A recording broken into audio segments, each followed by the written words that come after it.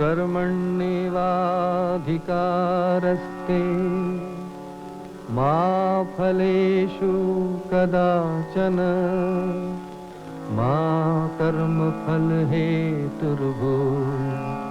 मा ते संगोऽस्त्विकर्मणि।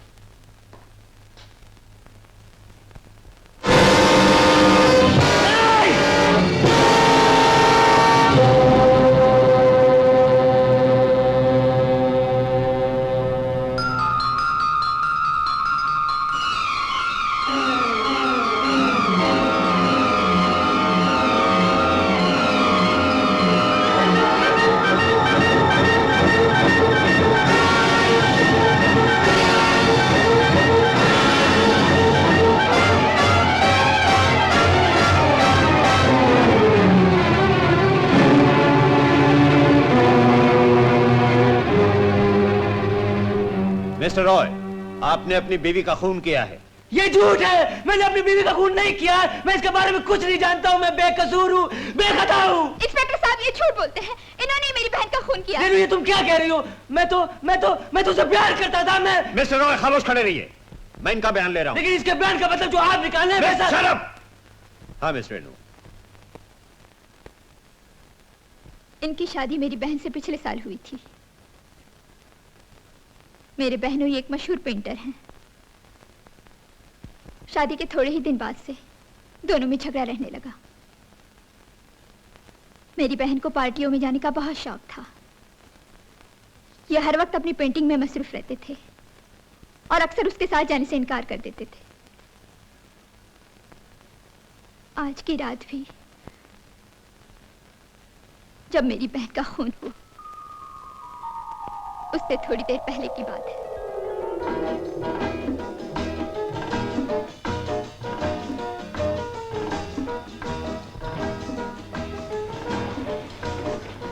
सुषमा, जीजाजी तो अब तक तैयार नहीं हुए।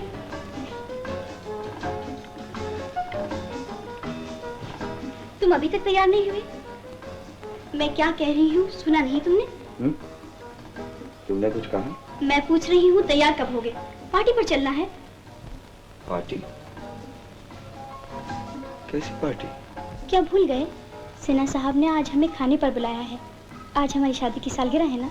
अरे हाँ, अरे याद आ गया। तुम ऐसा करो, तुम चलो, मैं थोड़ी देर में आता हूँ। मैं अकेली नहीं जाऊंगी। पार्टी हमारे लिए दी गई है, हमारी शादी की सालगिरह की वजह से। चलो जल्दी तैयार हो जाओ। सुषमा, इस वक्त मेरा जाना बहुत मुश्किल है। मुझे आज ये पेंटिंग पूरी करनी है। पेंटिंग पेंटिंग पेंटिंग, जब देखो पेंटिंग। तंग आ गई हूँ मैं तुम्हारी पेंटिंग से। जाने वो कौन सी मनहूस घड़ी थी जब मैंने तुमसे शादी की थी। तुम्हारी वजह से मुझे अपने दोस्तों के सामने शर्मिंदा होना पड़ता है, जलील होना पड़ता है। देखती हूँ आज तुम कैसे पेंटिंग करोगे। क्या बच्चों ऐसी बात कर रही हो? ये ब्रश मुझे वापस दो, मुझे आज ये पेंटिंग पूरी करनी है। नहीं दूंगी। तुम समझती नहीं हो सुषमा, ये पेंटिंग मेरी जिंदगी है, मेरे अरमान है, मेरे लिए सब कुछ है। कल जब ये इंटरनेशनल एग्जीबिशन में रखी जाएगी, तुम मुझ पर फख्र करोगी। जहन्नुम में गया तुम्हारा फख्र, तुम्हारे एग्जीबिशन। मैं आज तुम्हें पेंटिंग नहीं करने दूंगी। ये आज क्या हो गया तुम्हें? मुझे ये पेंटिंग पूरी करनी है। जब तक ये पूरी नहीं होगी मैं इस कमरे से बाहर नहीं जाऊंगा। ये तुम्हारी जिद तो फिर मेरी भी जिद है। मैं आज देखती हूँ तस्वीर कैसे पूरी होगी। हाथ मत लगाओ इसे। अगर मुझे गुस्सा आ गया तो तुम्हारे ठीक ना होगा। जाओ, मुझे काम करने दो, जाओ।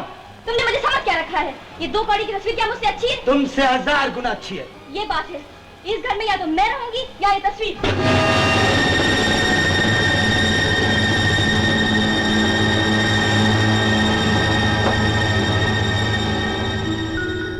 जब मैं उस कमरे में पहुंची तो मैंने वो देखा जिसे देखने के लिए मेरी आंखें तैयार नहीं थी, जिसे बयान करने के लिए मेरे पास अल्फाज नहीं। मैं उसके सराहने खड़ी पुकारती रही, लेकिन मेरी बात का जवाब नहीं मिला। उसकी आंखों का नूर जा चुका था, उसकी जबान बंद हो चुकी थी। कमरे में सुषमा नहीं थी, सिर्फ उसकी लाश पड़ी थी। नहीं नहीं इंस्पेक्टर साहब, ये बख्ती है। मैंने अपनी बीवी का खून नहीं किया है। नहीं, ये खूनी है। इन्होंने ही मार डाला मेरी बहन को। खून किया नहीं, अब खून करूंगा।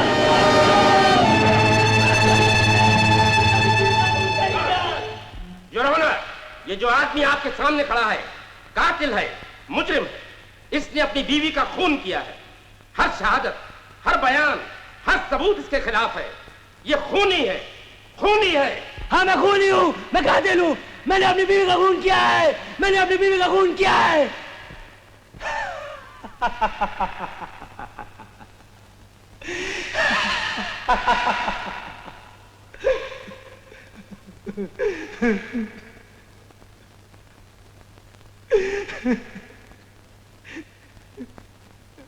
जज साहब, मैंने अपनी बीवी का खून नहीं किया है।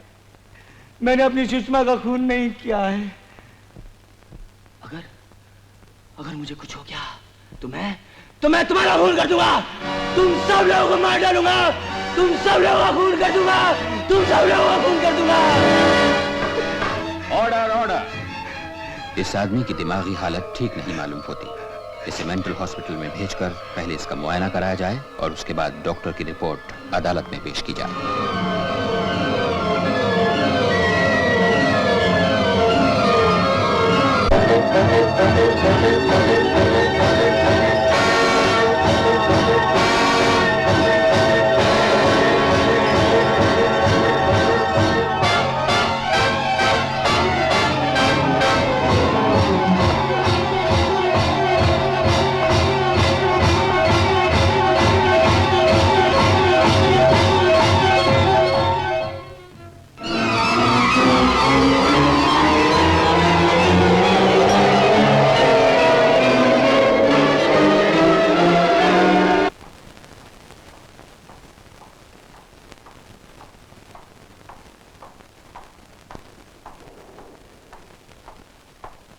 गुड इवनिंग डॉक्टर साहब, मैं कम इन? आइए आइए वकील साहब। तशरीफ रखिए। Thank you. कहिए कैसे आना हुआ? मिस्टर दिलीप रॉय के सिलसिले में आया था। अदालत जानना चाहती है कि वो कैसे। तो आप हमारे मरीज और अपने मुल्जिम की खैरियत मालूम करने आए हैं? जी, मालूम करनी ही पड़ती। देखिए ना, अभी खून का मुकदमा शुरू नहीं हुआ और ये पागलपन बीच में आ गया। जी डॉक्टर साहब, आपका क्या ख्याल है? मिस्टर रॉय सचमुच पागल है या अपने आप को फांसी के तख्ते से बचाने के लिए पागल बन रहा है? आपके आने से पहले हम लोग यही डिस्कस कर रहे थे। क्यों? ओह, मैं आपका इंट्रोडक्शन कराना भूल ही गया। आप हैं इंस्पेक्टर दीवान राय, इनकी निगरानी में, और आप हैं police prosecutor mister Khanna. How do you? How do you do? Inspector Diwan, आप तो काफी वक्त गुजारते हैं मिस्टर रॉय के साथ। आपकी क्या राय है उनके बारे में? सच पूछिए तो मेरी अभी तक कोई राय ही नहीं। बड़े इंटरेस्टिंग है। कभी कभी ऐसा लगता है कि उससे ज्यादा खतरनाक पागल मैंने कभी देखा ही नहीं, और कभी ऐसा लगता है कि पागल वो नहीं, मैं हूं। ऐसी समझदारी और अक्लमंदी की बातें करता है कि दिमाग घूम जाता है। इंस्पेक्टर दीवान, ये कोई नई बात नहीं है। हर पागल कभी न कभी कोई न कोई अकल की बात जरूर करता है। डॉक्टर साहब, ये दिलीप रॉय क्या सचमुच पागल है? अभी कोई फैसला नहीं किया जा सकता, लेकिन अंदाजा यही कहता है कि उसका दिमाग ठीक नहीं। अपनी बीवी का बेमकसद कत्ल से पहले और बाद में चीखना चिल्लाना और भड़कना, उसके खिलाफ शहादतें, इन सब का एक ही नतीजा निकलता है कि वो पागल है। क्या मैं मिल सकता हूँ दिलीप रॉय से? क्यों नहीं? Hello, extension 11 please. Doctor Trivedi speaking. 27 number को यहाँ भेज दो फौरन, इसी वक्त। हाँ। इंस्पेक्टर दीवान, दिलीप रॉय आजकल करता क्या रहता है? आजकल उस पर पढ़ने का दौरा पड़ा हुआ है, कानून की किताबें पढ़ता रहता है। शायद वो अपना मुकदमा खुद लड़ना चाहता है। वकील साहब, कहीं वो आपकी जगह तो नहीं लेना चाहता? आपका मतलब है कि वकील बनने से पहले मैं पागल था? हो सकता है।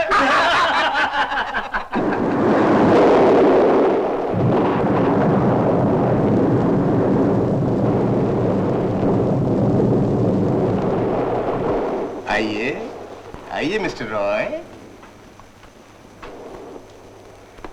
देखिए, ये सरकारी वकील आपसे मिलने आए हैं। Hello Roy. Mister Roy, have a cigarette please.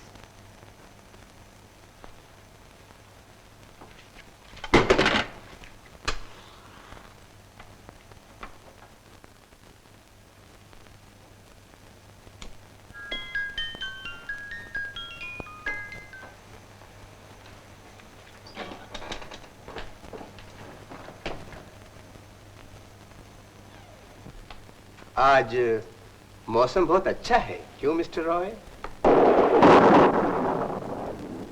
लगता है कि बारिश होने वाली।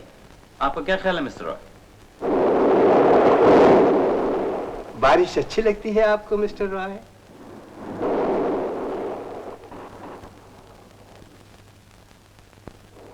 सुना आजकल पढ़ाई बहुत हो रही है।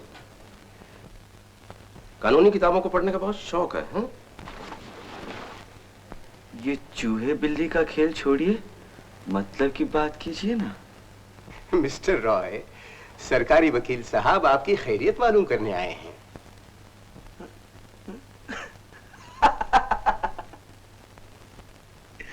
ये मेरी खैरियत मालूम करने नहीं आए, ये जानने आए हैं कि मुझे कब जल्द से जल्द फांसी के तख्ते पे चढ़ाया जा सकता है।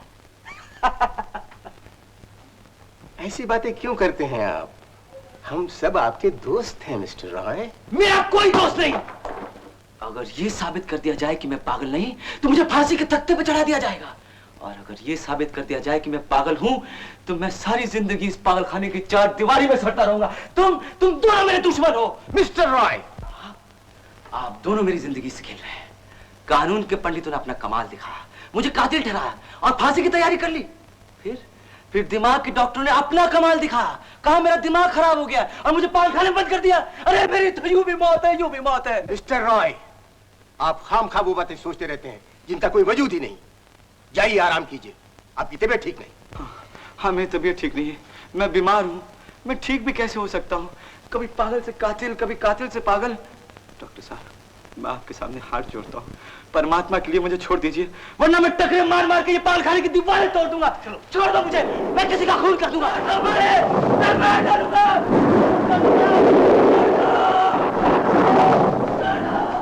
डॉक्टर साहब, मुझे पूरा यकीन हो गया है कि अपनी बीवी का खून इसी ने किया है। जरूर किया होगा, मगर पागलपन के दौरे में जिस वक्त उस पर ये दौरा पड़ता है, ये सब कुछ भूल जाता है।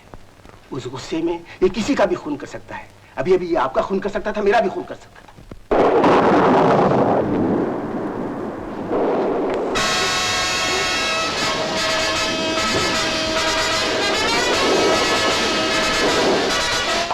डॉक्टर मिस्टर राय भाग गए।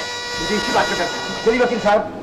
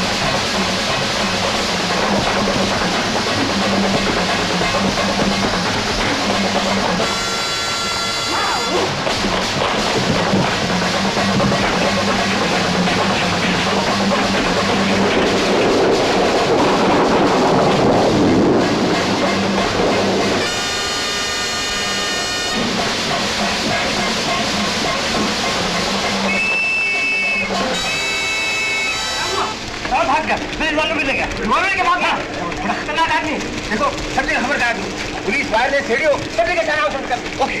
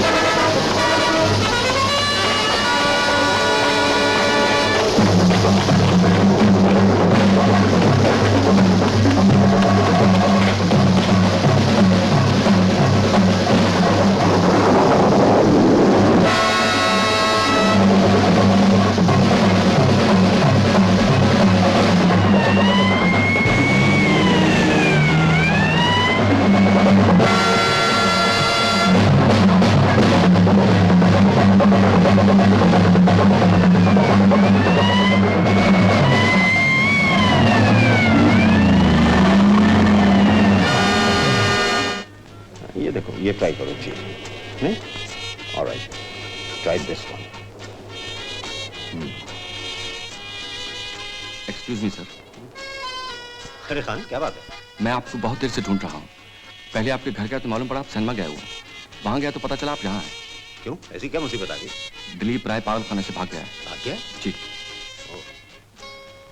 Excuse me darling. Duty first. Mister Bhala, जरा ख्याल रखिएगा।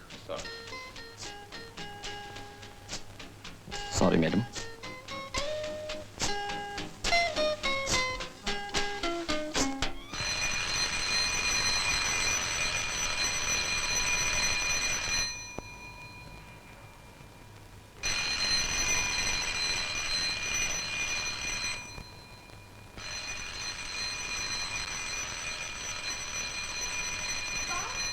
पुलिस!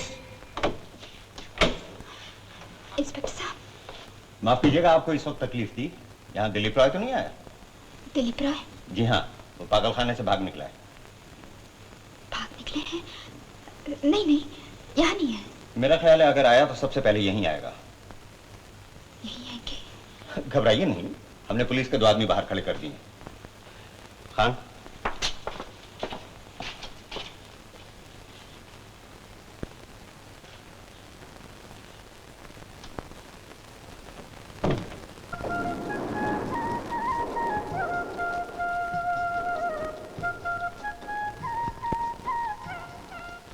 हम आकाशवाणी के बंबई केंद्र से बोल रहे हैं। एक आवश्यक सूचना सुनिए। आज शाम पागलखाने से एक पागल भाग गया है। यह पागल बहुत खतरनाक है। उसने अपनी बीवी का खून कर दिया है। आपको चेतावनी दी जाती है कि अपने मकानों के दरवाजे खिड़कियां बंद रखें। इस आदमी का हुलिया यह है, कद 5 फुट 10 इंच, रंग गंदुमी, खड़ी नाक, दाढ़ी और सर के बाल बढ़े हुए, और वो खादी का सफेद कुर्ता पाजामा पहने हुए है। कुर्ते पर पागलखाने का 27 नंबर का बिल्ला लगा हुआ है।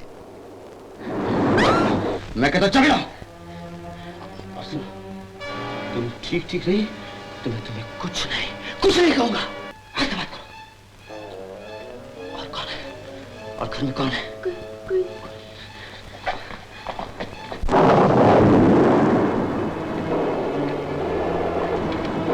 ये तस्वीर किसकी? मेरे पति की। क्या नाम है उसका? जगमोहन। आवाज दो। मैंने कहा ना घर में कोई नहीं। मैं कहता हूं आवाज दो। जगमोहन। जोर से। जगमोहन। मैं कहता हूं जोर से। जगमोहन। जगमोहन कोई बहरा तो नहीं? मैंने कहा ना। चुप। कमरा क्या है? किचन। घर में कोई नहीं है ना? नहीं। नौकर भी नहीं? नहीं। That's good.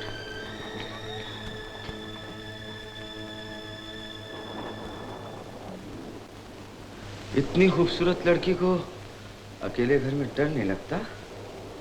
लगता है तुमसे।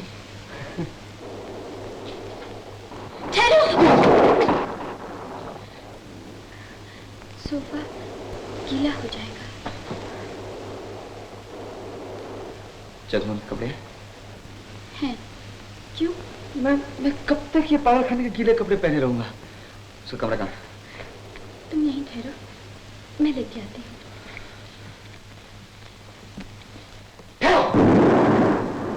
मैं तुम्हें अकेला नहीं जाने दूंगा।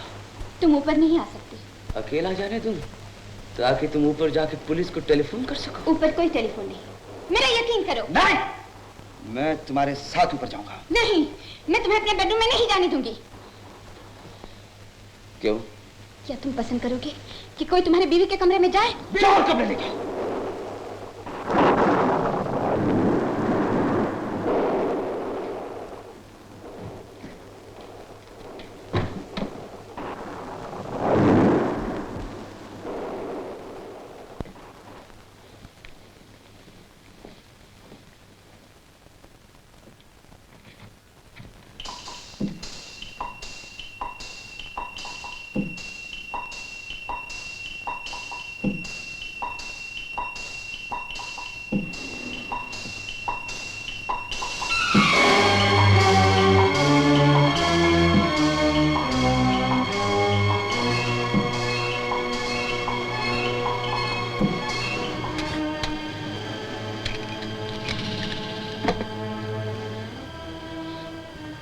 कपड़े पसंद हो निकालो।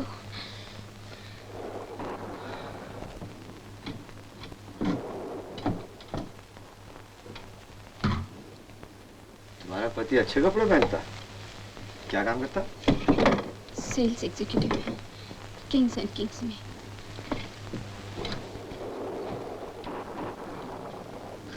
ऊपर की कमाई अच्छी मालूम होती।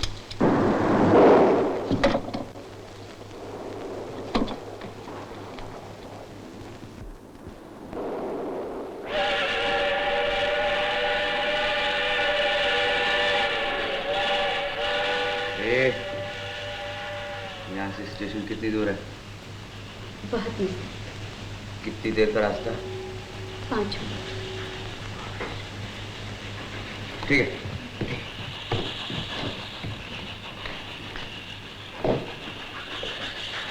बाथरूम है।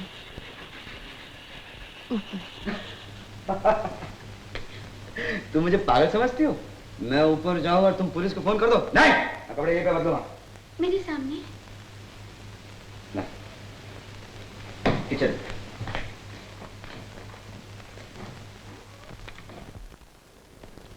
सुनो, जब तक मैं कपड़े बदलता रहूं तुम बातें करती रहो। बातें? हाँ, जोर जोर से। मैं तुम्हारी तरफ पागल नहीं हूँ। बहस मत करो, बोलो। क्या बोलूं? कुछ भी। किसके बारे में? किसी के बारे में भी, पति के बारे में, मौसम के बारे में, लेकिन बोलो। तुम्हारी आवाज मेरे कानों में बराबर आती रहनी चाहिए। अच्छा अच्छा, बोलती हूँ।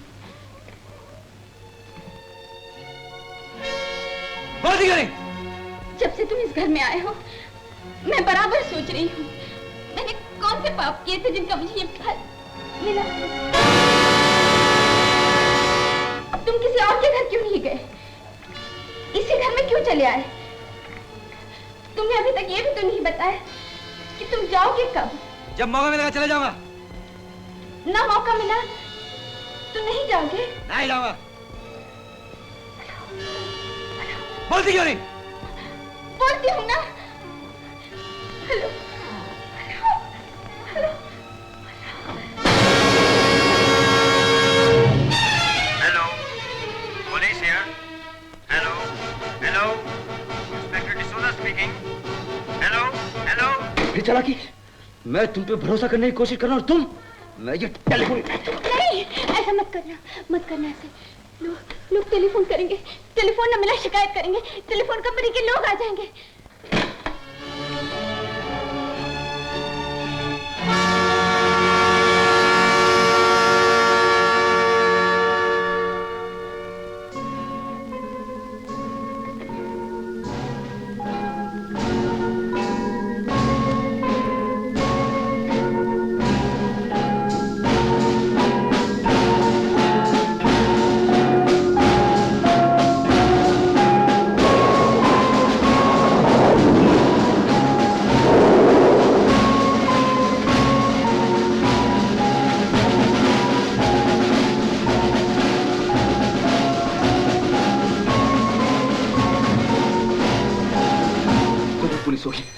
खबरदार, अगर मेरे बारे में एक लफ्ज भी कहा, अगर कहा तो ये गोली तुम्हारे सीने के पार होगी। चाबी।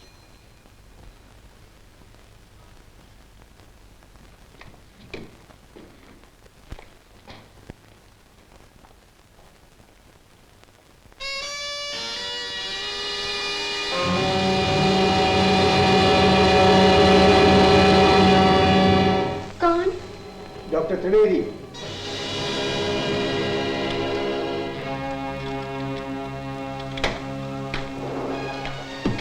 नमस्ते, कैसी हो रेखा? इंस्पेक्टर दीवान, मिसेस जगमोहन। रेखा, जगमोहन है घर में? जी नहीं, वो कलकत्ते गए हुए हैं, कल वापस आएंगे। तुम अकेली हो घर में? जी। ये दरवाजे खिड़कियां तो बंद है ना? क्यों? पागल खाने से एक पागल भाग गया है, बहुत ही खतरनाक आदमी। उसने अपनी बीवी का खून कर दिया। जरा होशियार रहना।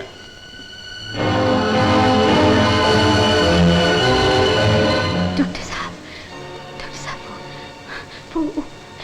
डॉक्टर साहब, वो क्या बात है? कुछ नहीं, वो अपने खतरनाक पागल का जिक्र किया था, मैं डर गई। डरने की कोई बात नहीं, बाहर पुलिस का पहरा है। इंस्पेक्टर दीवान, इस घर का खास ख्याल है। ओके, हम चलते हैं।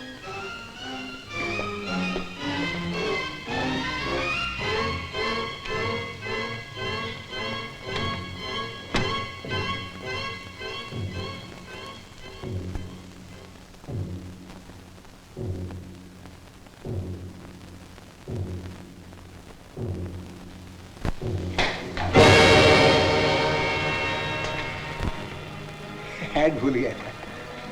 डॉक्टर साहब, चाय कॉफी तो पीते जाइए। नहीं, इस वक्त जरा जल्दी में हूँ। डॉक्टर साहब, इतना डर क्यों रही हो? हैं? नहीं तो ये मेरा टेलीफोन नंबर है, कोई ऐसी वैसी बात हो तो मुझे टेलीफोन कर देना।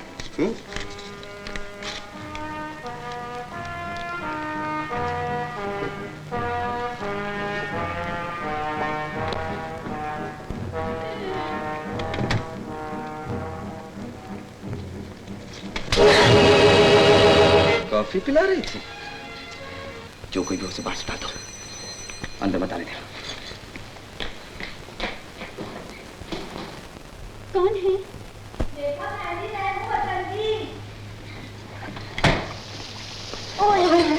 सोए हुए थे नीति? क्या ही रही, मुन्ने की तबीयत खराब है, डॉक्टर ने कहा था कुछ खिलाना नहीं, बहुत मांगे तो कुछ जूस वूस दे देना। और मुन्ना कहता है मैं दूध पियांगा, है ना अपने प्योदा पुत्र, मैं दूध कितों ले आवा। सोचिए रेखा बहन जी के पास तो जरूर होएगा, जाके ले लेती हूँ। जगमोहन नहीं आया कलकत्ते तो? अभी तक वापस नहीं आया। ए मर्दा की खराबी है, एक बारी घरों बाहर जाते थे वापस बढ़ते ही नहीं। मैं की करना इसे, कर लो गल, दूध रसोई में ही होना, आप ही जाके ले लेती हूँ। ले लो। बसंती, तुम यहीं बैठो, मैं लेकर आती हूँ। कर लो गल, मैं कल ली थी क्या करांगी, चलो चलकर गलबाता करांगी। चलो। हाय, यहाँ तो सब कुछ है, दूध भी है, सेब भी है, अंगूर भी है, मेरे मुन्ने को तो सब पसंद। रेखा जी, तुम कुछ परेशान हो?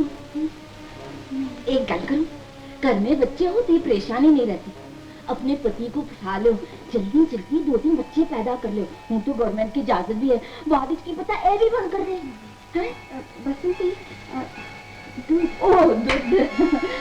अरे रेखा, सुनिया कुछ पागल खाने तो नस गया है। रेडियो पे सुना था। रेडियो वाले ही बड़े अजीब हैं, हम भजन कीर्तन करते पागलों की खबर सुनाने लग गए। और हुए सिनेमा के गाने, वो क्या बोलता है गाना, साजन साजन पुकारूं गलियों में, कभी किचन में ढूंढूं, कभी ड्रॉर में, साजन साजन। बेटी, तुम भी कहोगे ये रात को काम बोर करने आ गई। हमें चला मेरा ख्याल है, मुझे वैसे 2 सेब भी ले लें।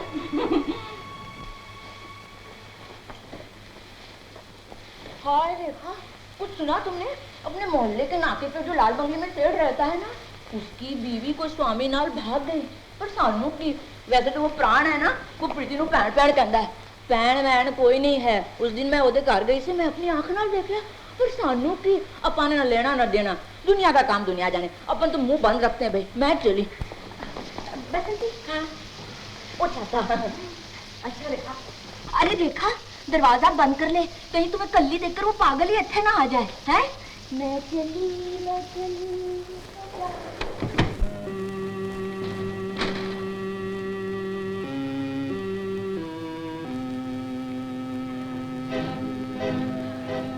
तुमने उसे किचन में क्यों आने दिया? मैं क्या करती है? अगर मुझे देख लेती तो? तुम्हें क्या फर्क पड़ता है? बजाय मुझे अकेले के हम दोनों को मारते थे। खून करने की तो आदत है तुम्हें। मैंने तुम्हें क्या तकलीफ दी, क्या बिगाड़ा है तुम्हारा? मैंने तुम्हें अपने घर में छुपाया, पुलिस से बचाया, और तुम मुझसे ऐसा बर्ताव कर रहे हो जो कैदियों के साथ किया जाता है। बंद करो ये रोना। ये महज इत्तेफाक की बात है कि हम दोनों जेलर और कैदी बन गए, वरना तो मुझे जेलर बनने का शौक है, न तुम्हें कैदी बनाने का। देखो, तुमने मेरा कुछ नहीं बिगाड़ा है, सिर्फ एक रात की बात है। सुबह होने से पहले मैं यहाँ से चला जाऊंगा, लेकिन मैं चाहता हूँ इस बीच में जो वक्त है वो दोस्ती में गुजर जाए तो अच्छा है।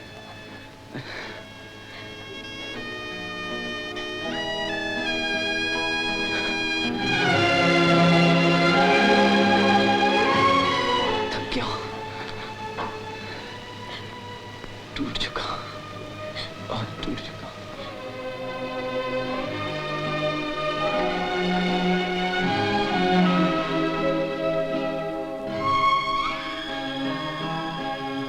मेरी समझ में नहीं आता, मैं तुम्हारे साथ हमदर्दी करूं या अपने आप से। क्या तुम मुझे अभी तक पागल समझती हो? नहीं। क्या हम एक दूसरे के दुश्मन हैं? नहीं। तो फिर ऐसे क्यों लगता है जैसे हम दोनों एक पहाड़ के नीचे दबे हुए हैं? शायद इसलिए कि हम एक दूसरे से डरे हुए हैं। डर दुनिया की सबसे खौफनाक चीज है। ये दुनिया में इतनी बुराई नजर आती है, इसका सबब सिर्फ ये है कि हम एक दूसरे से डरते हैं।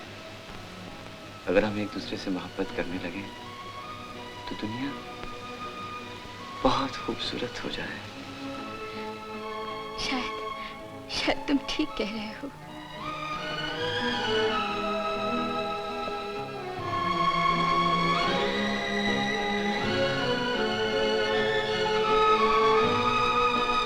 घर में सिगरेट है?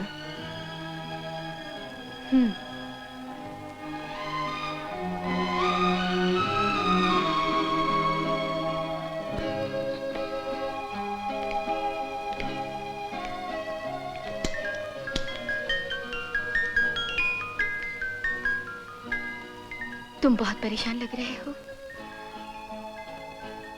बुरा न मानो तो एक बात पूछूं? पूछो। तुम विस्की पीते हो?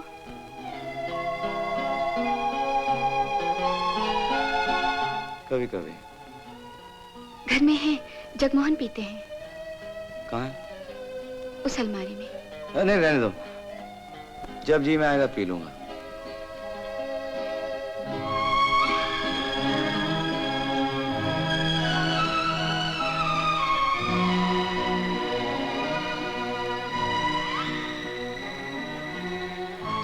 तुम जाओ ऊपर आराम करो। मैं यहीं सो जाऊंगी। यहाँ कहाँ सोगे? सोफे पर। सोफे पे सारी रात? तुम्हें मुझसे डर नहीं लगता? अब नहीं लगता। तुम भी अजीब हो। कब क्या सोचती हो? कुछ नहीं कहा जा सकता।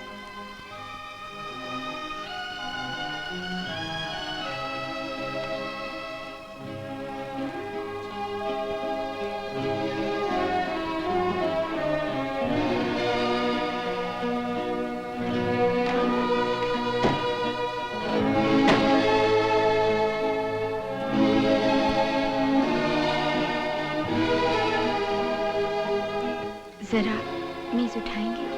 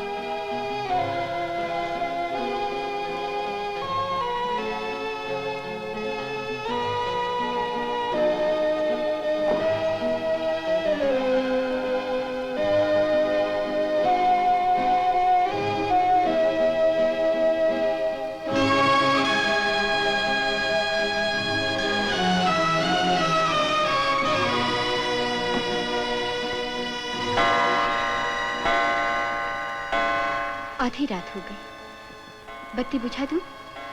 वरना लोग खामखा शक करेंगे।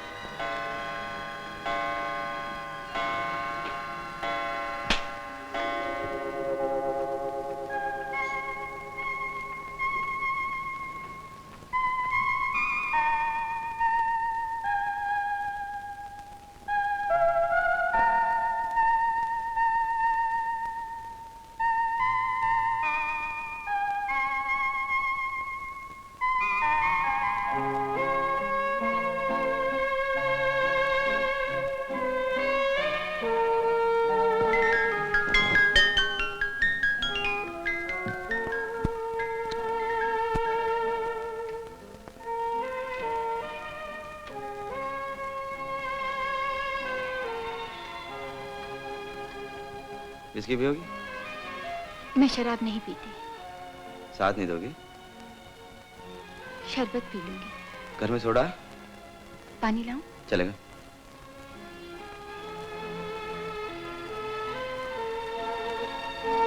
ठहरो। पीछे के दरवाजे से भाग तो नहीं जाओगी? अभी तक भरोसा नहीं। जाओ।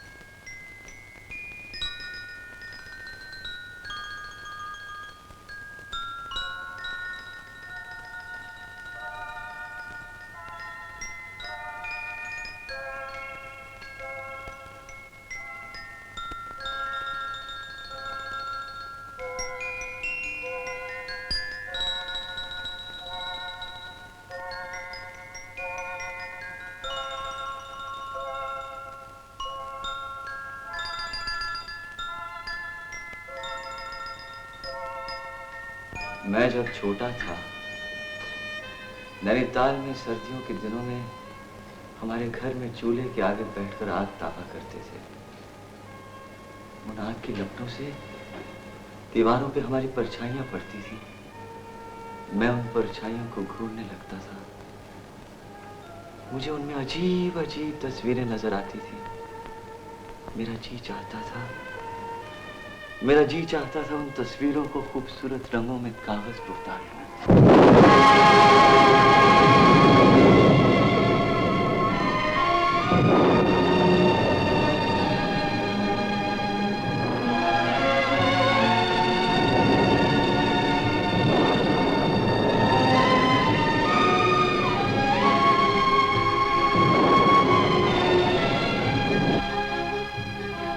तुम बहुत खूबसूरत हो। खूबसूरत? तुमने मुझे खूबसूरत कहा? नहीं तो?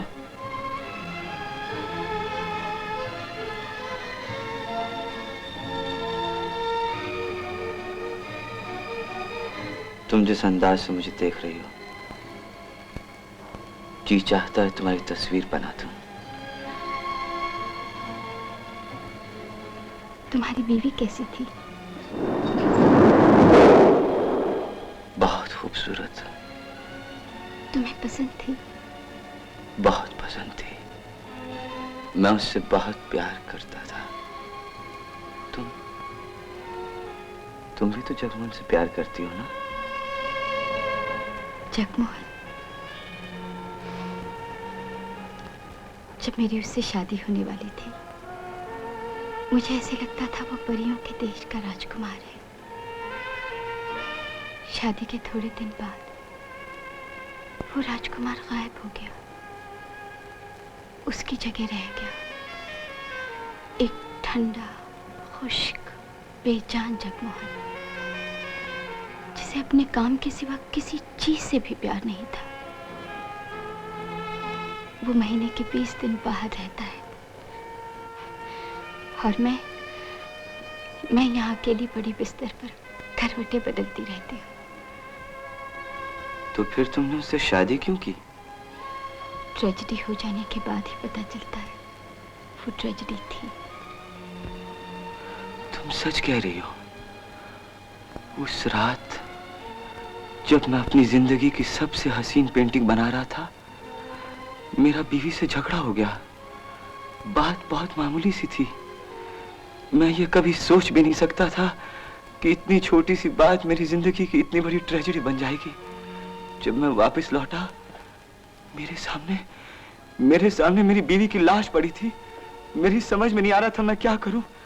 मैं पागल हो गया, दीवाना हो गया और उसके बाद पागल कुत्ते की तरह यहां से वहां।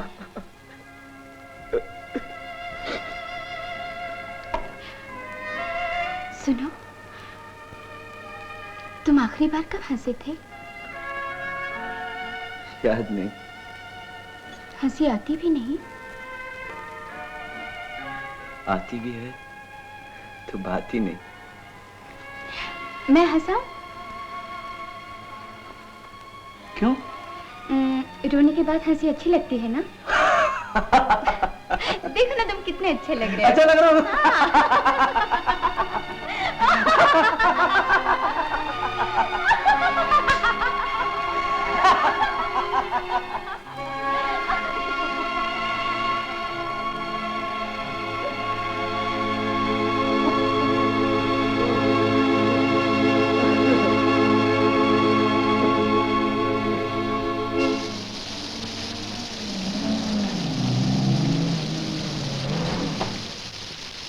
सुनो, वो पागल यहाँ तो नहीं आया? नहीं साहब। खान, चलो।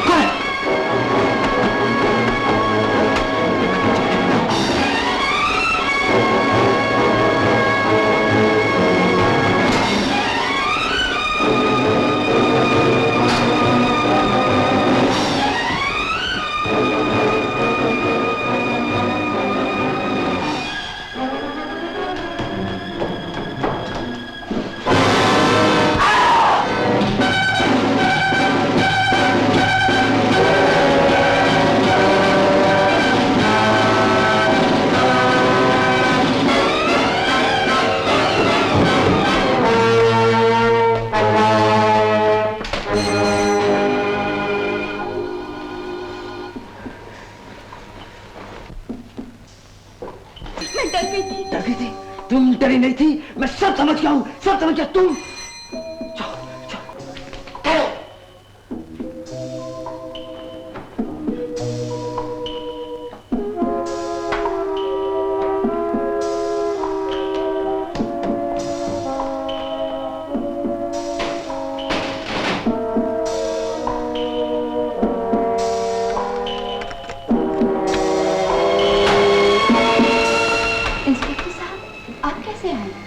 मिसेस जगमोहन, आप ठीक हैं? हाँ, क्यों? यहाँ किसी के चीखने की आवाज सुनाई दी थी।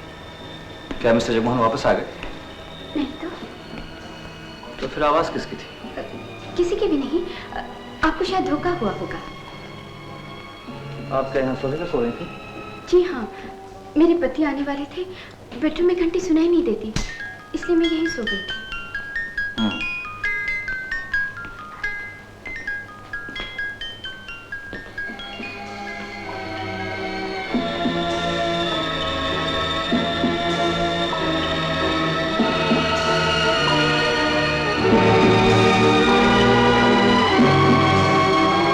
कमरा क्या है? किचन।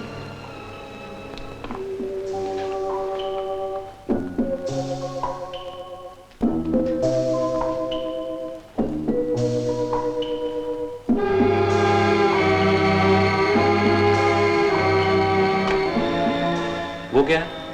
बेडरूम। मैं देख सकता हूँ? मैंने कहा ना, मेरे पति घर पे नहीं है। आपको मेरे बेडरूम में नहीं आना चाहिए।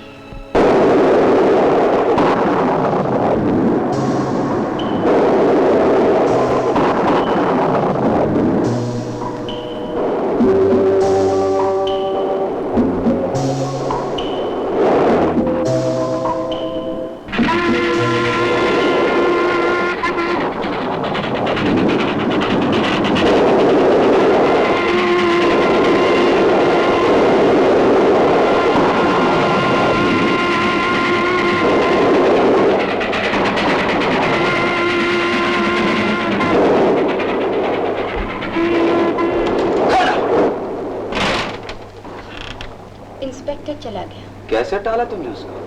टाला? क्या मतलब? घर की तलाशी नहीं ली उसने? क्यों लेता? एक मर्द की आवाज सुनी थी ना, मेरी आवाज, मेरी चीखने की आवाज। उसके कानों को धोखा हुआ। उसकी आंखों को भी धोखा हुआ था।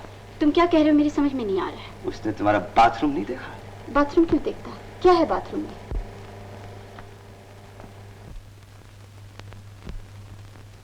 मुझे इस तरह क्यों देख रहे हो? क्या हो गया है तुम्हें? मुझे मारने की हिम्मत कैसे की तुमने? मैं चाहती तो तुम्हें गिरफ्तार करवा सकती थी, मगर मैंने इंस्पेक्टर को बेडरूम तक आने नहीं दिया। दरवाजे के सामने खड़े होकर तुम्हें बचाया। तुमने मुझे नहीं बचाया, अपने आप को बचा। इंस्पेक्टर अगर बेडरूम तक आ जाता तो बाथरूम में जरूर जाता। बाथरूम का दरवाजा खुला था। बाथरूम बाथरूम क्या बक रहे मैं हो? बक नहीं रहा हूं, असलियत बयान कर रहा हूं। बाथरूम में जगमोहन की लाश है, तेरा मरा हुआ पति पड़ा है। क्या बकवास कर रहे हो? तुम वाकई पागल हो, तुम्हारा दिमाग ठीक नहीं, तुम जागते हुए भी सपने देखते मैं हो। सपने नहीं देखता जलील औरत। तूने अपने पति का खून किया है, उसकी लाश को बाथरूम में छुपा रखा। मैं क्या देखूं? तुम देखो अपनी आंखों से। आओ देखो।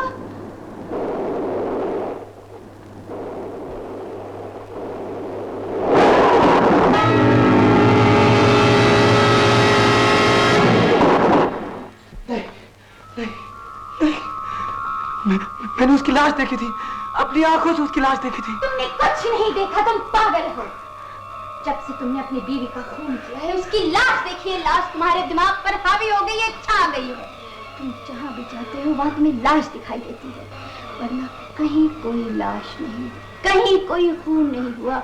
ये सब तुम्हारा वहम है, तसव्वुर है, कल्पना है तुम्हारी।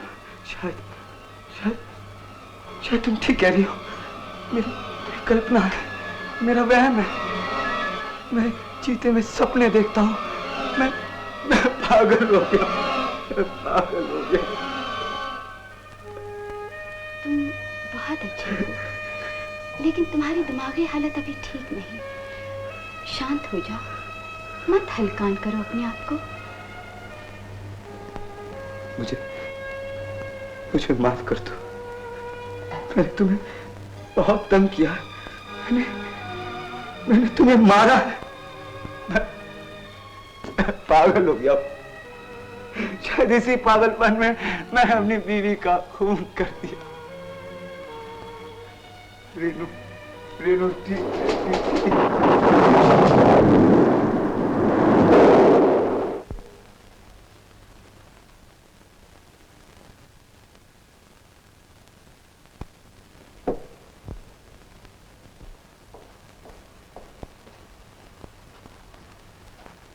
करवे साहब, पैलेट पर जो उंगलियों के निशान थे उनकी तस्वीरें। खान जी, यहाँ कुछ दिखाई दे रहा है।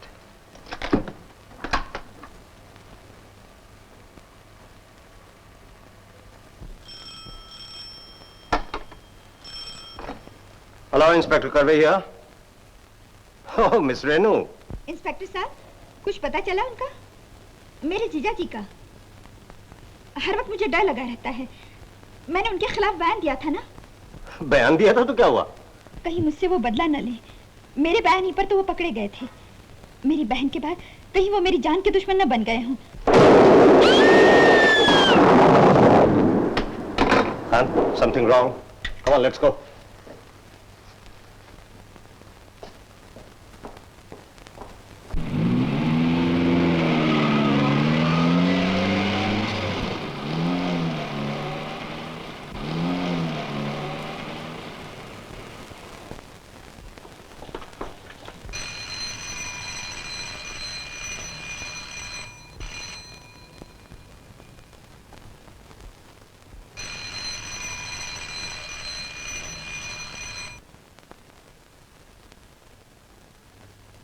इंस्पेक्टर साहब, क्या बात है? मैंने टेलीफोन पे अभी चीख की आवाज सुनी थी। मैं जरा डर गई थी। हवा के जोर से खिड़की खुल गई थी, मैं समझी वो आ गए। मालूम होता है आप सोते जागते दिलीप राय के ही सपने देखा करती हैं।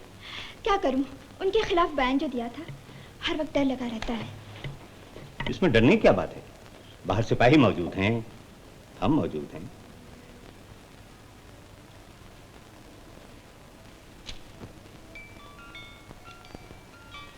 मिस रेनू, दिलीप राय का कमरा खुला है? क्यों? मैं जरा देख सकता हूँ? हाँ हाँ, आइए।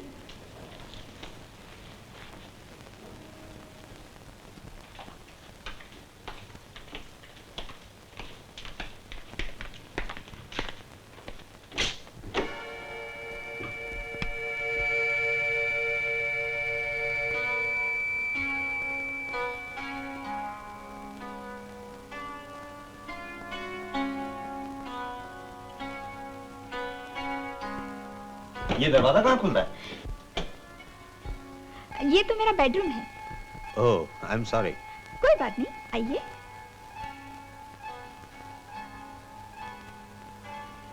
ये इनका बेडरूम, वो रॉय का स्टूडियो, बीच में दरवाजा? हाँ, जो आप सोच रहे हैं वो बात नहीं है।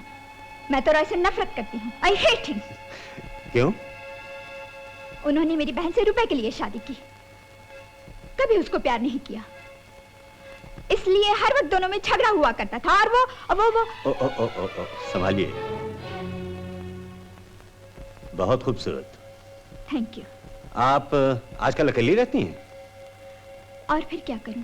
क्यों? आपके पास इतना रुपया है, इतना बड़ा घर है, आप कोई जीवन साथी क्यों नहीं ढूंढ लेती? इंस्पेक्टर साहब, सुषमा की मौत के बाद मेरा दिल कुछ बुझ सा गया है। I am sorry.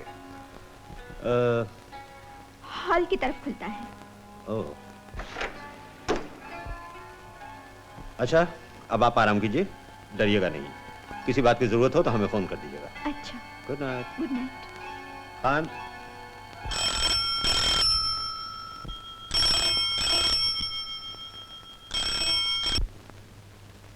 हेलो।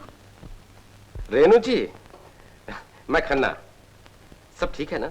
वैसे तो सब ठीक है, लेकिन जीजाजी जब से पागल खाने से भागे हैं मुझे कुछ डर सा लगता है। डर लगता है? हमारे होते हुए आपको डर लगता है? देखिए, डरिए मत। कोई ऐसी वैसी बात हो तो मुझे टेलीफोन कर दीजिए। हैं? बाय।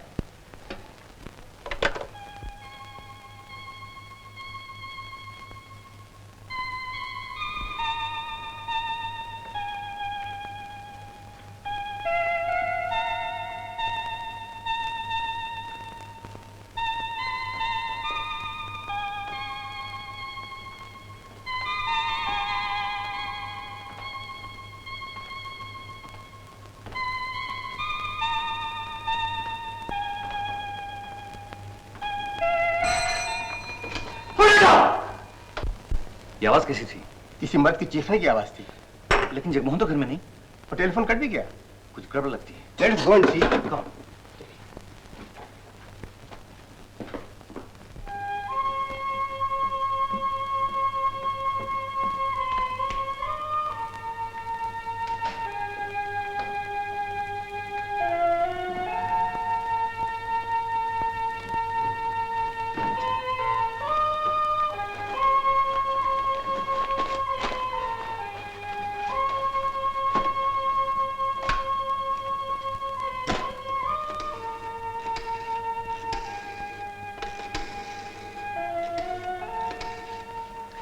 Hello, railway inquiry.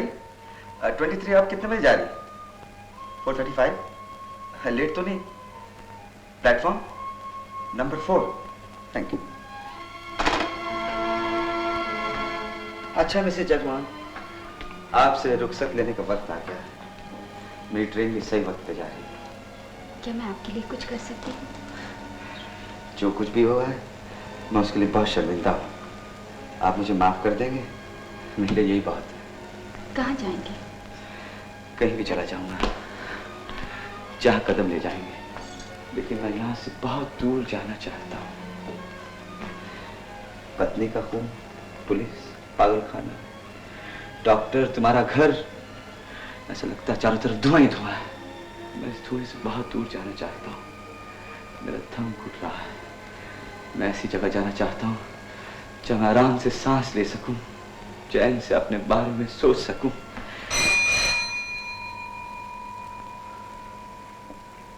कौन? डॉक्टर त्रिवेदी। डॉक्टर साहब, इस वक्त? इससे भी इस वक्त ही आना था। शायद मेरी किस्मत मेरा साथ नहीं देना चाहती।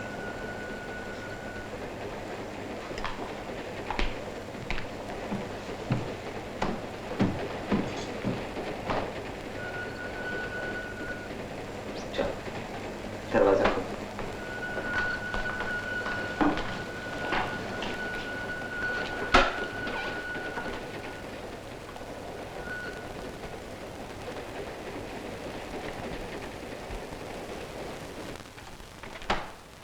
रेखा, सब कुछ ठीक है ना? कोई गड़बड़ तो नहीं? नहीं। मिस्टर जगमोहन वापस आ गए क्या? नहीं तो। फिर टेलीफोन पे आवाज किसकी सुनाई दी? टेलीफोन पर? हाँ, किसी की चीखने की आवाज थी। यहाँ तो कोई भी नहीं था। कोई नहीं था? ये कैसे हो सकता है? टेलीफोन पे आवाज बिल्कुल साफ सुनाई दी थी। क्यों दीवान? यस, किसी ने चिल्लाकर कहा था पुट इट डाउन। क्या पड़ोस के लोग मुझे कोई आया था? पड़ोस में से तो कोई भी नहीं आया था। फिर किसकी आवाज थी? हमारे कानों को धोखा नहीं हो सकता। रेखा, ऐसा लग रहा था कि तुम्हें टेलीफोन पर बात करने से कोई रोक रहा है।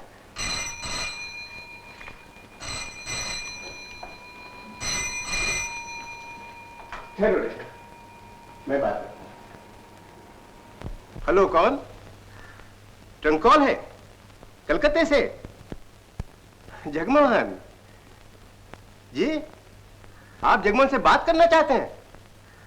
किंग्स एंड किंग से बोल रहे हैं? फरमाइए, क्या उन्हें फौरन कलकत्ता वापस भेज दूं? मगर साहब वो तो अभी कलकत्ते में ही है। जी, ये कैसे हो सकता है? आप खुद उन्हें कल दोपहर के जहाज पर चढ़ा आए हैं, मगर वो तो अभी यहां नहीं पहुंचे। जी हां, जगमोहन अभी यहां नहीं पहुंचे। बड़ी अजीब बात है। क्या बात है डॉक्टर साहब? कलकत्ते से फर्म के मैनेजर का फोन था। वो कहते हैं जगमोहन यहाँ वापस आ गया है। वापस आ गए? हाँ, उन्होंने खुद कल दोपहर को उसे हवाई जहाज पर चढ़ाया है। इस हिसाब से उसे 6 बजे तक यहाँ पहुँच जाना चाहिए था। वो आए क्यों नहीं? मुझे तो फिक्र हो रही है। ये तो वाकई फिक्र की बात है। अगर वो कलकत्ते से आ गया है तो घर क्यों नहीं पहुंचा? डॉक्टर साहब। यस। ये देखिए, बुझी हुई सिगरेट, मेज पे ये 2 ग्लास। इसका मतलब है जरूर यहाँ कोई दूसरा आदमी था। बुझी हुई सिगरेट, शरबत, विस्की। जगमोहन तो यहाँ है नहीं, फिर दूसरा कौन हो सकता है? दिलीप रॉय। दिलीप रॉय? ये देखिए उसके कपड़े, इन्हीं कपड़ों में वो पागल खाने से भागा था। यस। इसका मतलब है दिलीप रॉय पागल खाने से भागकर सीधा यहीं आया। यस, इसीलिए रेखा इतनी डरी हुई है।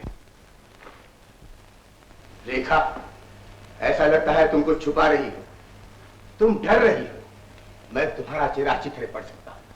डरो मत, बताओ दिलीप रॉय यहाँ है? कहाँ है? कहाँ है वो पागल? डरो मत, वो तुम्हारा कुछ नहीं बिगाड़ सकता। मैं और दीवान तुम्हारी हिफाजत के लिए मौजूद है। बताओ, बताओ कहाँ है पागल? बताओ, बताओ कहाँ है पागल?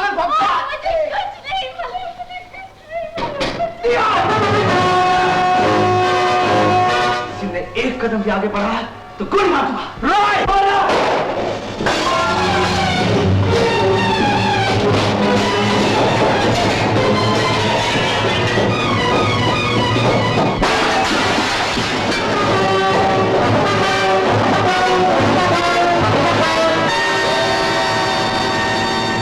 मालूम होता है वो फिर निकल गया, खिड़की तोड़कर भाग गया। डॉक्टर साहब, मेरी समझ में ये नहीं आ रहा है कि वो इतनी ऊंची खिड़की से कूद कैसे गया। पागल आदमी कुछ भी कर सकता है, लेकिन भागकर वो गया कहाँ होगा? मुझे मालूम है।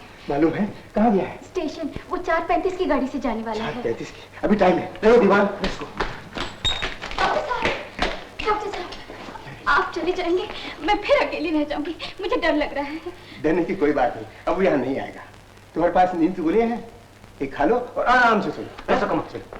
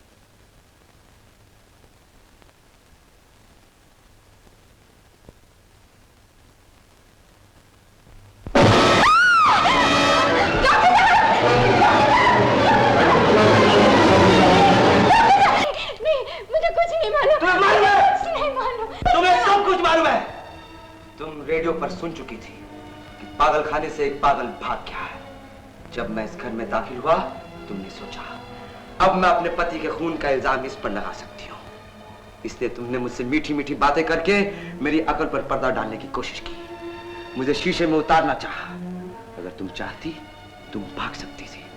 जब डॉक्टर और दीवान इस घर में आए तुम उन्हें बतला सकती थी, लेकिन तुमने ऐसा नहीं किया। तुमने ये जाहिर किया कि तुम मुझसे डरी हुई हो, लेकिन वो डर नहीं था, वो तुम्हारी चाल थी। बताओ वो लाश कहाँ? क्या कोई लाश नहीं थी? तुम पागल हो, तुमने अपनी बीवी का खून किया है। नहीं, ना मैं पागल हूं, ना मैंने अपनी बीवी का खून किया है। इस घर में कत्ल हुआ है और वो लाश मैंने अपनी आंखों से देखी है, और मैं नहीं चाहता हूं कि कोई मासूम बेगुनाह इस खून के इल्जाम में पकड़ा जाए, क्योंकि मैं जानता हूं, अरे मैं जानता हूं उसकी हालत क्या होती है। मैं तब तक इस घर से नहीं जाऊंगा तब तक इस बात का फैसला ना हो जाए कि कातिल कौन है।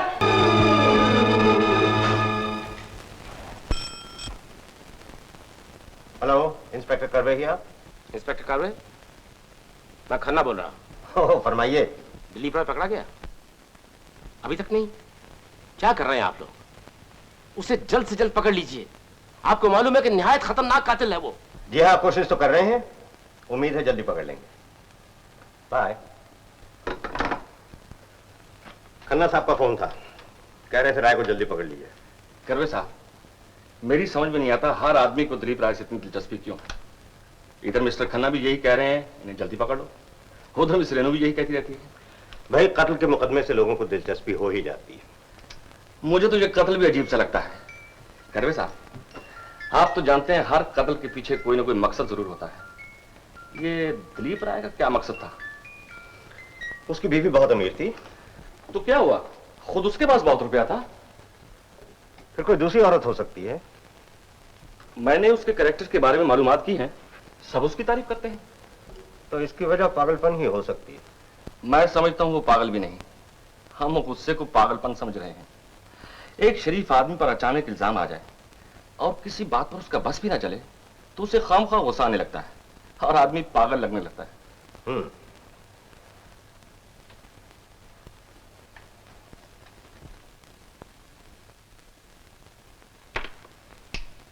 खान। Yes sir. देखो ये क्या है? किसी जेवर के मोती लगते हैं। हाँ, मोती तो है, लेकिन कहाँ के? कान के, गले के, हाथ के? साहब, मोती कहीं के भी हों, लेकिन नोट करने वाली बात यह है कि निकले उस पैलेट में से हैं। और इस फोटो के मुताबिक उस पैलेट पर दिलीप राय और उसकी बीवी की उंगलियों के निशानात के अलावा किसी और की उंगलियों के निशान भी मौजूद है। करवे साहब, इन मोतियों का इस कत्ल से कोई ताल्लुक तो नहीं? हाँ, हो सकता है। मुझे ऐसा लगता है मैंने ये मोती कहीं देखे हैं। कहाँ देखे? हेलो करवे ही आप? क्या क्या देखा है? कहाँ? मैं भी आता हूं। क्या हुआ? Come on, let's go.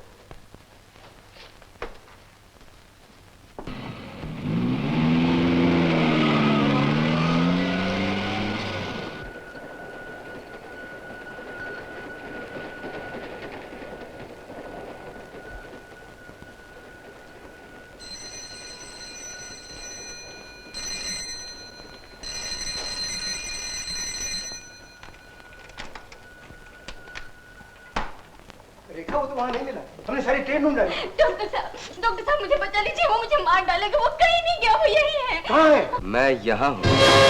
खबरदार, चाहो वही खड़े रहने तो गोली मार दूंगा। रॉय, पागलपन मत करो। मैं पागल नहीं हूँ, आप लोग सब हमेशा मुझे पागल समझते रहे। मेरा यकीन कीजिए डॉक्टर साहब, मैं पागल नहीं हूँ, सिर्फ बदनसीबी का शिकार। एक के बाद एक हालात मेरे खिलाफ होते रहे।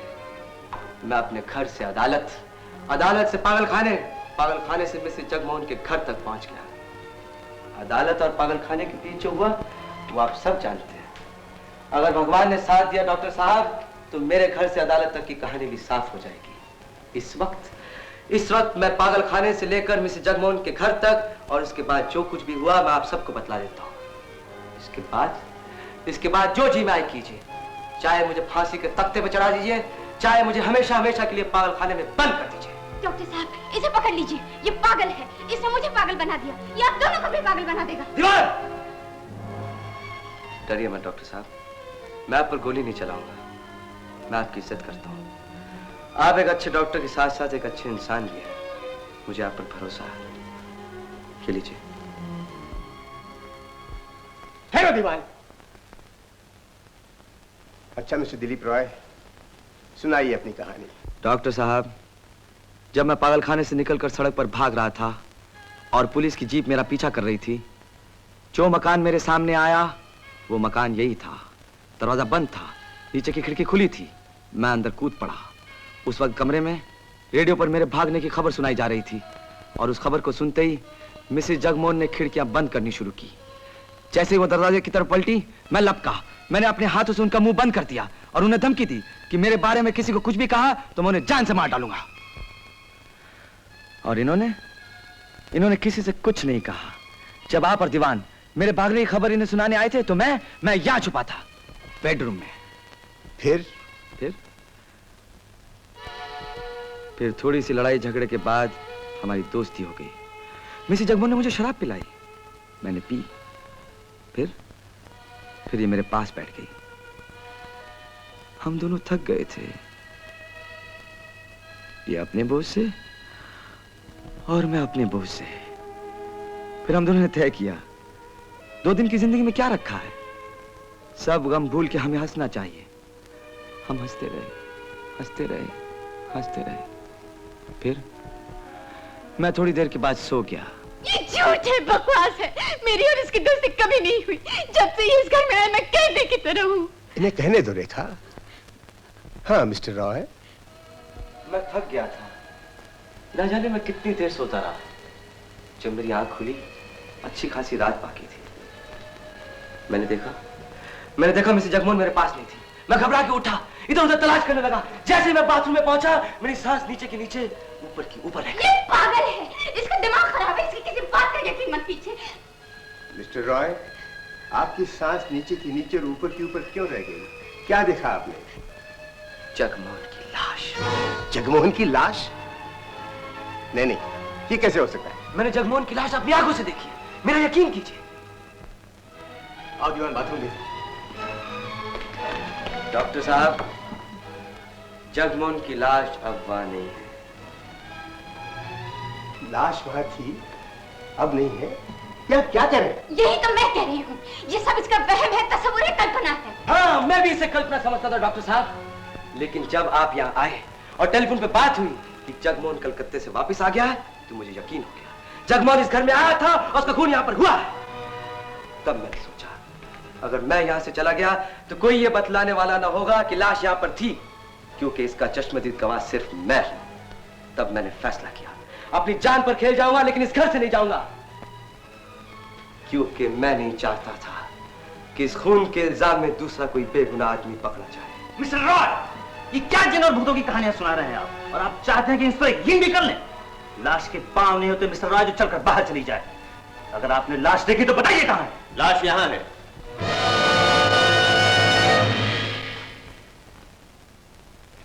मिस्टर जगमोहन कौन है? मैं सीआईडी इंस्पेक्टर करवे हूं।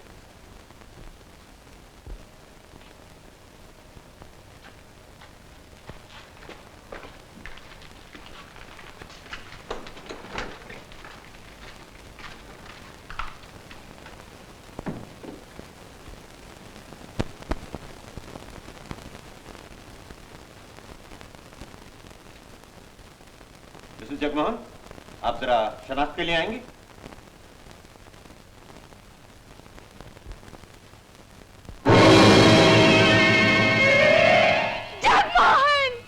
जगमोहन, ये तूने क्या किया? तुम मुझे छोड़कर कहां चले गए? तुझे किसने मारा? हाँ, ये है वो लाश जिसे मैंने बाथरूम में देखा था। डॉक्टर साहब, ये है वो। पापी, नीच, मेरे पति का खून तूने किया है। मेरे जगमोहन को तूने मारा है। तू कातिल है, खूनी है। इंस्पेक्टर साहब मुझे ले जाइए। इसने मेरे पति का खून किया है, मेरी मांग का सिंदूर झाड़ा है, मेरा सुहाग लूटा है, मेरा घर बर्बाद किया है। इंस्पेक्टर साहब, इसे ले जाइए। इंस्पेक्टर साहब, ये कातिल है। ये झूठ है, सरासर झूठ है। ये औरत झूठ बोल रही है। झूठ ये नहीं, आप बोल रहे हैं। इंस्पेक्टर साहब, अगर इजाजत हो तो मैं इस मामले में कुछ कहूं। बोलिए। आप दिलीप राय को तो जानते हैं? जानता हूं। ये अपनी बीवी का खून के इल्जाम में पकड़े गए थे। और ये भी जानते हैं कि इन्हें पागलखाने भेज दिया गया था? मुझे मालूम है। इंस्पेक्टर साहब, मेरे ख्याल में ऐसा हुआ होगा। दिलीप राय जब पागल खाने से भागा और छुपने का ठिकाना ढूंढ रहा था, रास्ते में उसे जगमोहन मिल गया। जगमोहन ने रेडियो पर उसका हुलिया और नाम सुन लिया था। जगमोहन ने दिलीप राय को देखते ही पकड़ने की कोशिश की और इसी हाथापाई में दिलीप राय ने जगमोहन का खून कर दिया। इंस्पेक्टर साहब, ये डॉक्टर साहब, आपकी क्या राय है इस बारे में? इंस्पेक्टर साहब, दिलीप रॉय हमारे चार्ज में था। जब ये अस्पताल से भागा तो इस पर पागलपन का दौरा पड़ा हुआ था। उस हालत में ये किसी का भी खून कर सकता था। इंस्पेक्टर साहब, मैंने इस आदमी को जिंदा कभी देखा ही नहीं है। पहली बार इसकी लाश देखी थी, वो भी इस घर में, इस बाथरूम में। इस बाथरूम में देखी थी तो बाहर कैसे चली गई? मुझे नहीं मालूम। आपके लाश देखने और उसके गायब होने के बीच में क्या हुआ, कुछ याद है आपको? मुझे कुछ याद नहीं।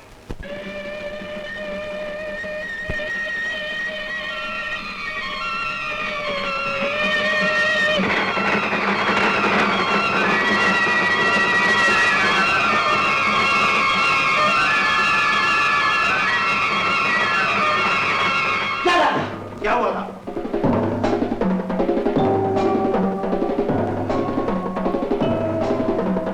लाश यहां पर थी। मैंने घर से बाहर ना चाहा। दरवाजे तक पहुंचा, घंटी बजी।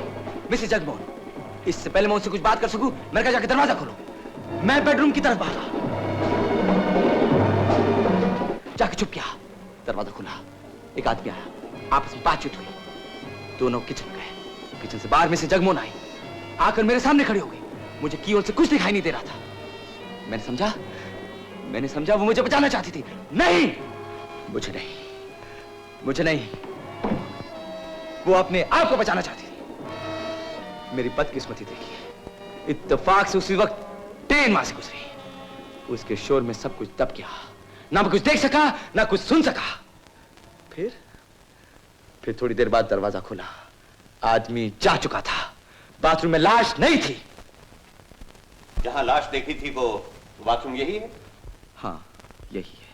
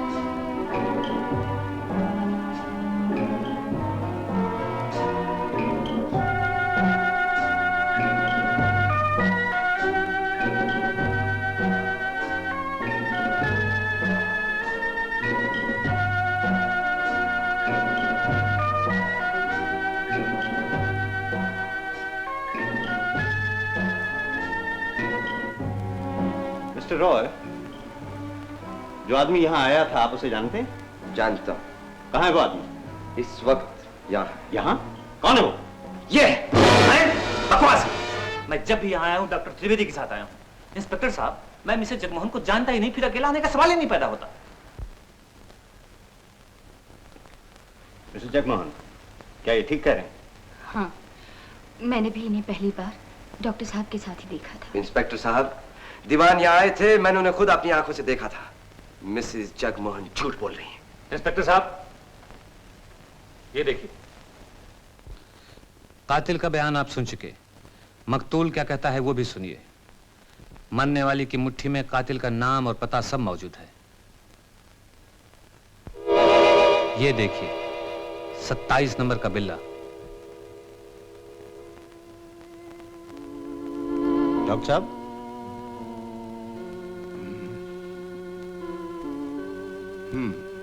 ये पागल खाने का बिल्ला है जो दिलीप रॉय की कमीज पर लगा हुआ था जब वहां से भागा था। इंस्पेक्टर साहब, ये बिल्ला मिस्टर जगमोहन के हाथ में उस वक्त आया होगा जब दिलीप रॉय ने जगमोहन के ऊपर हमला किया होगा और दोनों में हाथापाई हुई होगी। ऐसे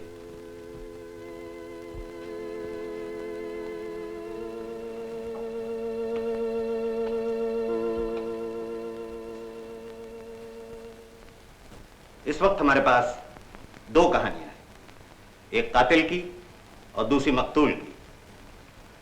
मकतूल की कहानी यह है कि कातिल उसे बाहर मिला, उस पर हमला किया गया, दोनों में हाथापाई हुई और उसमें मकतूल मारा गया, जिसका सबूत यह बिल्ला है। कातिल का बयान यह है कि उसने मकतूल को कभी जिंदा देखा ही नहीं, सिर्फ उसकी लाश देखी थी बाथरूम में, और इस बयान के सिवा उसकी बेगुनाही का उसके पास और कोई सबूत नहीं। अब यह फैसला करने के लिए कि हकीकत क्या है, यह मालूम करना बहुत जरूरी है कि मिस्टर जगमोहन अपने घर में जिंदा वापस आए थे या नहीं।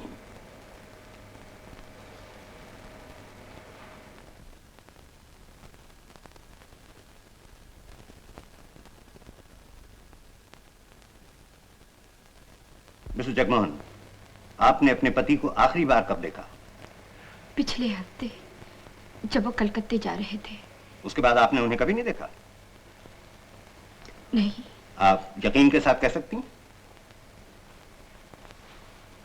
तो फिर ये टिकट यहां कहां से आया? ये मुझे आपके बाथरूम से मिला है। मुझे नहीं मालूम। ये टिकट कलकत्ते से बंबई तक का है। इसमें कल शाम की वापसी की तारीख पड़ी है और मिस्टर जगमोहन का नाम लिखा हुआ है। इस टिकट के हिसाब से मिस्टर जगमोहन को कल शाम को 6 बजे यहां वापस पहुंच जाना चाहिए था।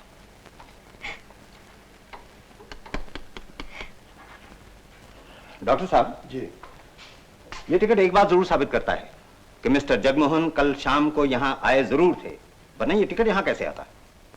आपका ख्याल ठीक मालूम होता है। इस टिकट के यहाँ पाए जाने की एक वजह और भी हो सकती है। कौन सी? हो सकता है ये टिकट यहाँ बाद में फेंका गया हो। क्या मतलब है आपका? इस मकान से बाहर जब कातिल और मकतूल में हाथापाई हुई तो जिस तरह से मकतूल के हाथ में कातिल का बिल्ला आ गया, हो सकता है उसी तरह से कातिल के हाथ में हवाई जहाज का टिकट आ गया होगा। और जब कातिल इस मकान में आया तो अपने इस बयान को सही साबित करने के लिए कि उसने लाश को इस मकान में देखा, उसने टिकट को बाथरूम में फेंक दिया होगा। That's also a possibility. Inspector साहब, ये झूठ है, मुझे फंसाया जा रहा है। मैंने किसी का खून नहीं किया है। अगर मैंने किसी का खून किया होता तो मैं इस घर से चला जाता, लेकिन मैं इसलिए नहीं गया कि अगर मैं चला जाता तो दूसरा कोई और बतलाने वाला ना होता कि लाश इस घर में थी। इसका एक मतलब यह भी हो सकता है कि पागलपन में खून करने के बाद आप अपने बचाव की तदबीर सोचने लगे और अपनी बेगुनाही साबित करने का सबसे अच्छा तरीका आपके दिमाग में यह आया कि उसी आदमी के घर में आकर छुप जाएं जिसका आपने खून किया है, वरना इस शहर में इतने मकान होते हुए इसी घर में आने की क्या जरूरत? ये महज इत्तेफाक है। इत्तेफाक नहीं है, सोची समझी हुई बात है। मिस्टर रॉय, मैं आपको शुरू से देख रहा हूं। जब से आपने अपनी बीवी का खून किया है, एक एक हरकत आपकी मेरी नजर में है। आपने जिस तरह से अपनी बीवी को मारा है, बिल्कुल उसी तरह आपने गला घोट के जगमोहन को भी मारा। झूठ है, गलत है, बकवास है। ज्यादा एक्टिंग मत कीजिए। ये इंस्पेक्टर करवे है, कोई और नहीं। मैं आपको कत्ल के जुर्म में गिरफ्तार करता हूं। नहीं, नहीं, नहीं। मिस्टर खान। Yes sir. कार्रवाई नोट कर ली? जी कर रहा हूं। कितनी देर लगेगी? यही 5-10 मिनट और। अच्छा, रिपोर्ट लिखने के बाद सब लोगों से दस्तखत ले लेना, मैं इंतजार करता हूं। Right sir. इंस्पेक्टर करवे, ये मिस्टर रॉय का रिवॉल्वर।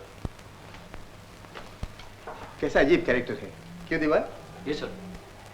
पागलपन में खून करता है और होश में आने पर अपने बचाव की तदबीर में सोच लेता है, और ऐसी परफेक्ट प्लानिंग करता है कि जवाब नहीं है। मैंने अपने पूरे प्रोफेशनल करियर में स्किज़ोफ्रेनिया का ऐसा क्रिमिनल केस कभी देखा ही नहीं।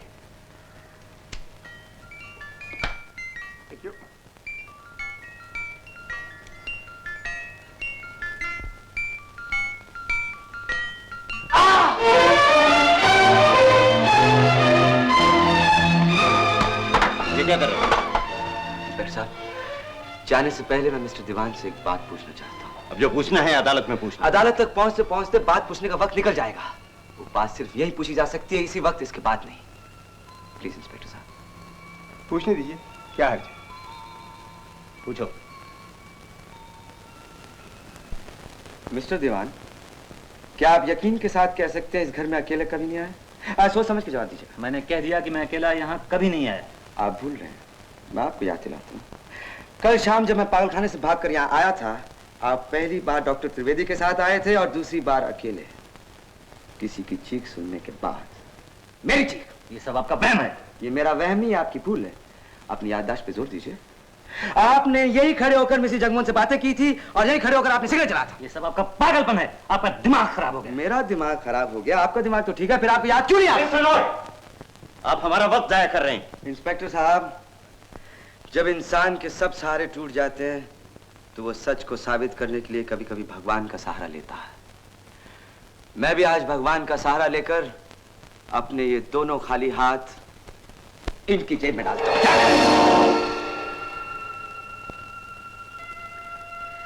कभी कभी इंसान की भूल भगवान का इंसाफ बन जाती है। देखिए, आज भगवान ने फिर मदद की। ये तो सिगरेट लाइटर है। मिस्टर दीवान से पूछिए इनके पास कहां से आया। इसमें पूछने की क्या बात है? ये किसी के पास भी हो सकता है, बाजार में आम मिलता है। हाँ, इसे मैंने बाजार से खरीदा है। ये मेरा लाइटर है। आप झूठ बोल रहे हैं, ये लाइटर मेरा है। जब आप अकेले यहाँ पर आए थे, आपने अपना सिगरेट इसी लाइटर से जलाया था और इत्तेफाक से अपने साथ ले गए थे। इसी इत्तेफाक को मैं भगवान का इंसाफ कहता हूँ। मिस्टर रॉय, इस लाइटर में ऐसी क्या खास बात है जो आप कहते हैं ये आपका है? ये लाइटर मुझे मेरी साली ने दिया था। इंस्पेक्टर खान,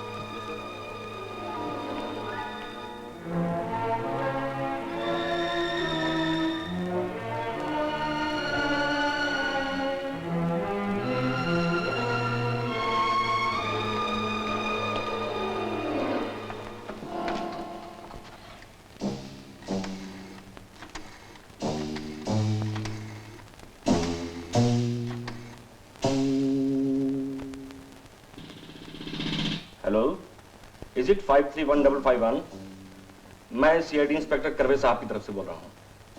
साहब ने आपको यहाँ बुलाया। जी, आप फौरन इस वक्त चले आइए, थोड़ी देर के लिए। जी हाँ, इसी वक्त 22 गांधीनगर। Thank you.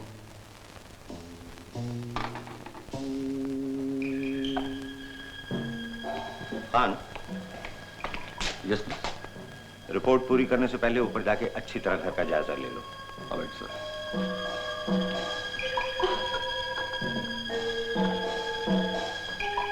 डॉक्टर साहब, कितनी अजीब बात है।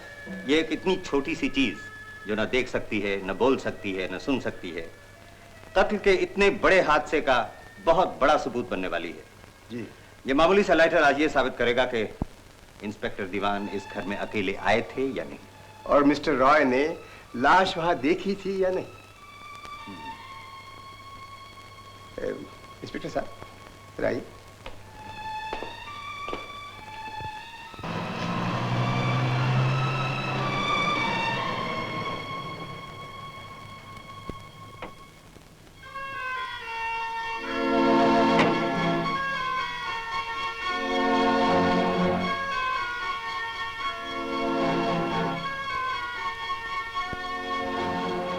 रेनू, अच्छा किया तू आ गई।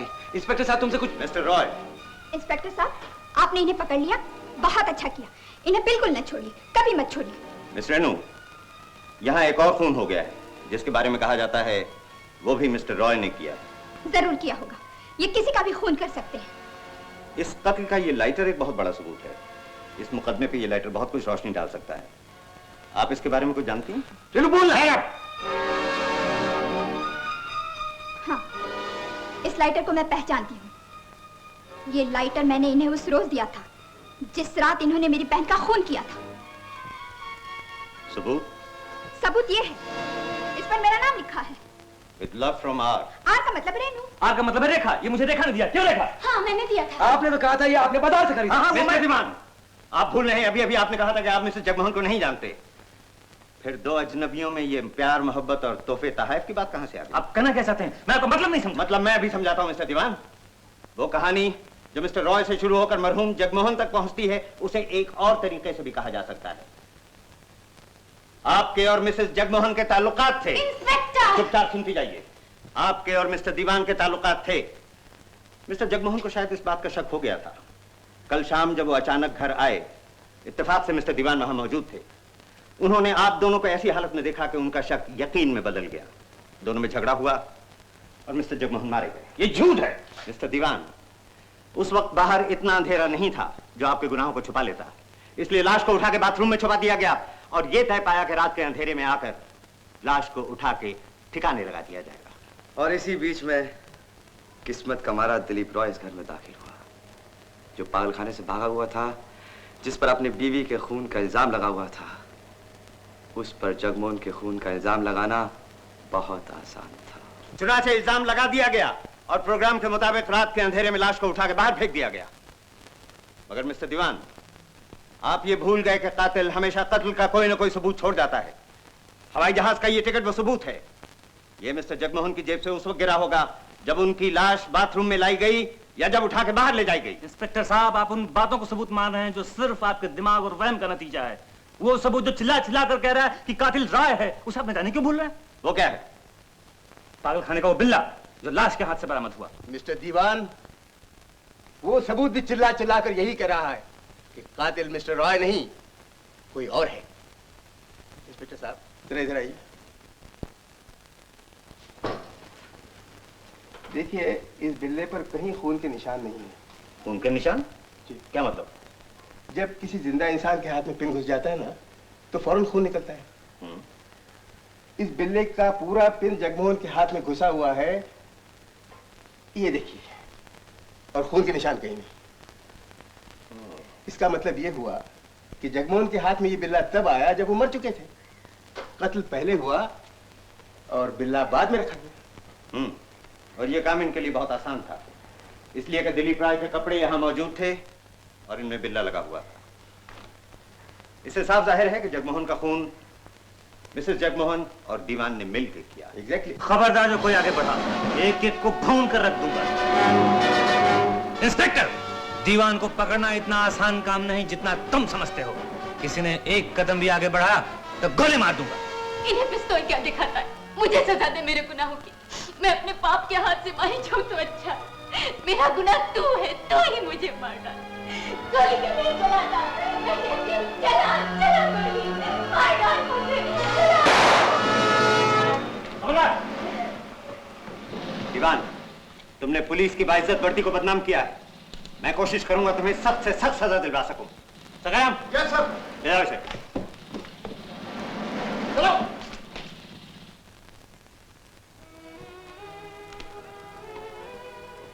मिस्टर रॉय, मैं आपकी हिम्मत की दाद देता हूं। इसके बावजूद भी कि आप पे इतनी मुसीबतें पड़ी, आपने एक अच्छे शहरी होने की हैसियत से कानून की मदद की। अगर मेरे बस में होता तो मैं आपको फौरन बरी कर देता। आप इन्हें कैसे बरी कर सकते हैं? ये तो मेरी बहन के कातिल हैं। नहीं मिस रेणु, ये कातिल नहीं है, सिर्फ हालात का शिकार है।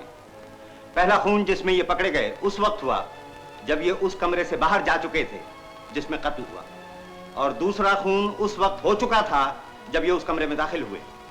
और दोनों हादसात के पीछे एक औरत थी। औरत?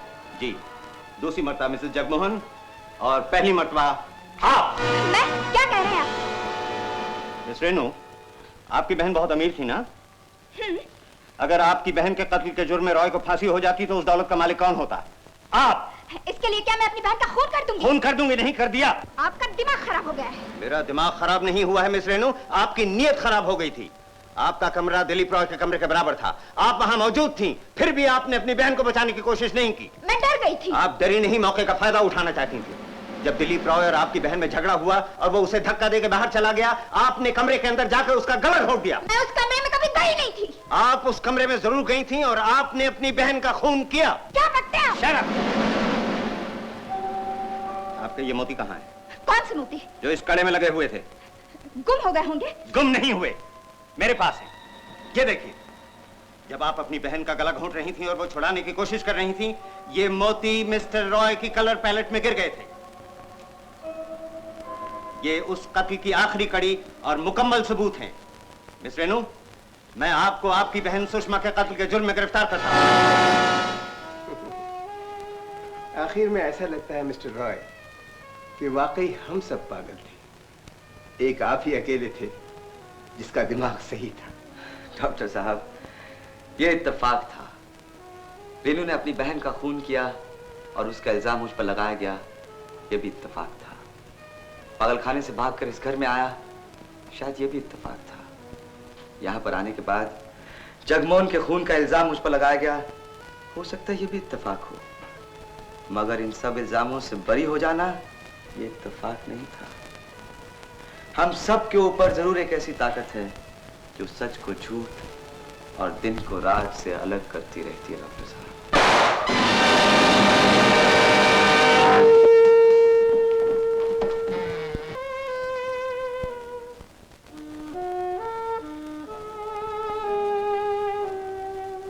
इसने अपने पाप का प्रायश्चित कर लिया है।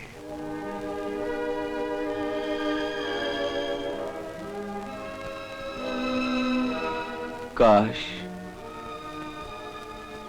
हमारा ज़मीर गुनाह करने से पहले जाग जाया करे। जिंदगी ठहर गई, ये लोग ठहर गए, मगर वक्त कभी नहीं ठहरता। गुनाह और सजा का ये सिलसिला यूं ही कायम रहता है। मुमकिन है मुजरिम इंसान के इंसाफ से बच जाए, मगर भगवान के इंसाफ से कभी नहीं बच सकता।